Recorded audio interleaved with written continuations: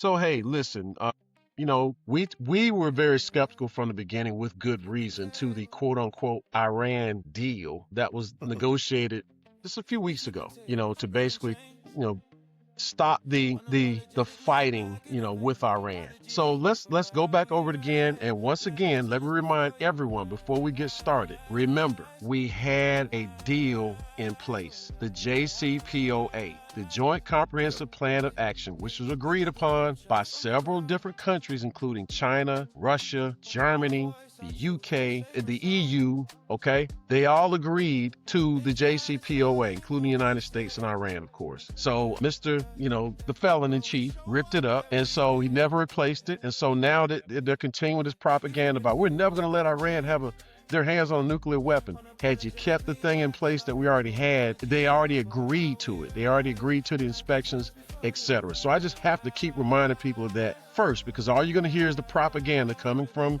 this administration about how they're saving the world from Iran from having their hands on a nuclear weapon, when that deal was already in place that was preventing them from doing it, and you ripped it up and put nothing in place. But let's keep going. All right. So what has happened now is we basically started striking Iran again. Let's just put it that way. All right. So that 60-day agreement, which we were all shaky about with good reason from the very beginning, about what does this mean? You got 60 days to negotiate, and it's basically shaky at best, and it's a page and a half long. All right. The JCPOA, as we told you before, 2 years to put together. It's a 159-page document, and they think that they solved everything with a page and a half. Absolutely silly to begin with.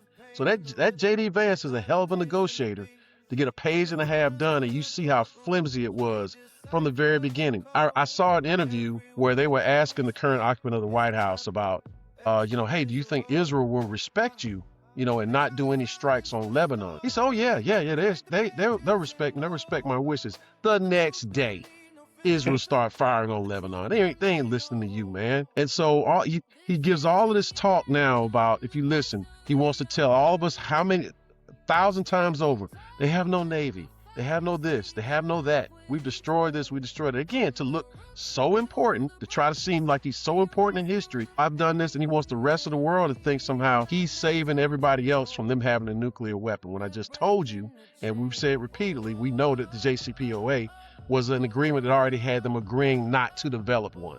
And they were abiding by it. Don't listen to nobody else tell you this garbage like they weren't. Yes, they were. And even your own Director of National Intelligence, Tulsi Gabbard, she made that speech before Congress saying the same thing.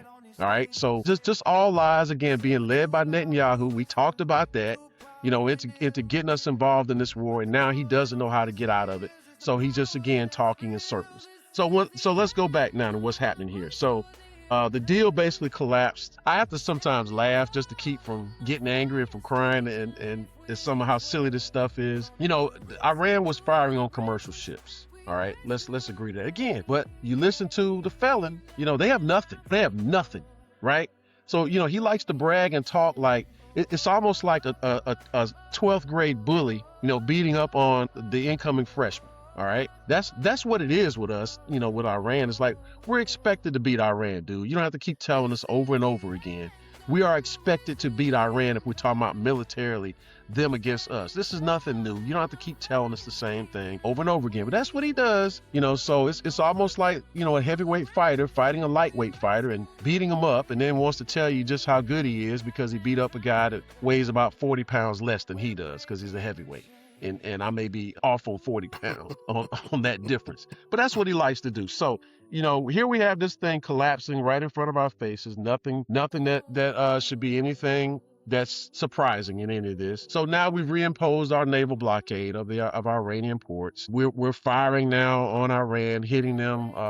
They said supposedly we even attacked bridges now. So, our U.S. military bases now over in that region, they're at risk of getting attacked. We don't know anything that we've heard recently about what Israel's going to do with regards to, again, attacking Lebanon.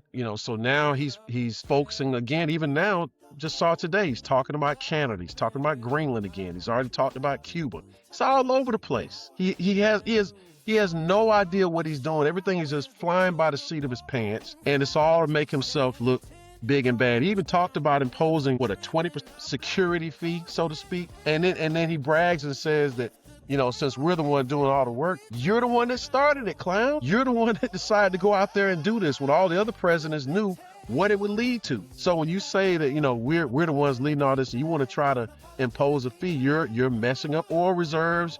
You're messing up the flow of oil again. So as a result, the gas prices are going back up again. The price of crude is going up again because of your actions. You're the one that's messing this whole thing up for everyone. And then he even says, like, we could take the oil. We don't need it. We don't need it. Well, how many times did you hear before that him always talking about, see, when we went into Iraq, we should have taken the oil, by the way, which is a war crime. You can't do that. You can't take a sovereign nation's resources just because you want to take them. But he kept saying, we should take the oil. We should take the oil.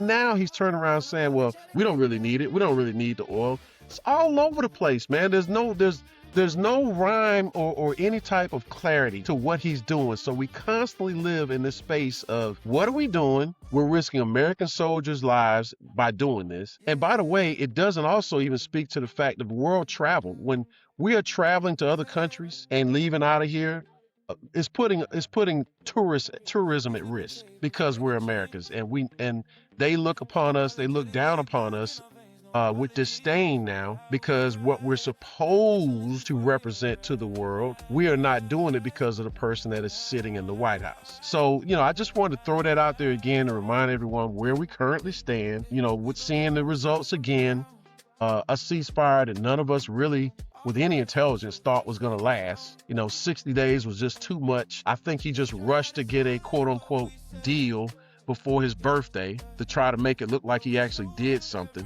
And before the 4th, he didn't want that hanging around before, the America 250 stuff, would go on. So it's all, once again, this is a reality show game that he's playing with all of us and with our lives. And it does not surprise me in the least bit of Iran's actions. And once again, to hear him repeat the same thing over and over again, because he wants you to forget about the JCPOA, but to repeat the same things over and over again and keep telling you how they have nothing and they're begging for a deal. You're saying the same thing you said the last time, but yet and still they were able to cause chaos right there in the Strait of Hormuz, which was open before this. And now we're having to occupy it and, deal with the ramifications of what we've done. And I have to say we, because it's our country, but the ramifications of him being led by the nose by Netanyahu to get involved in this mess.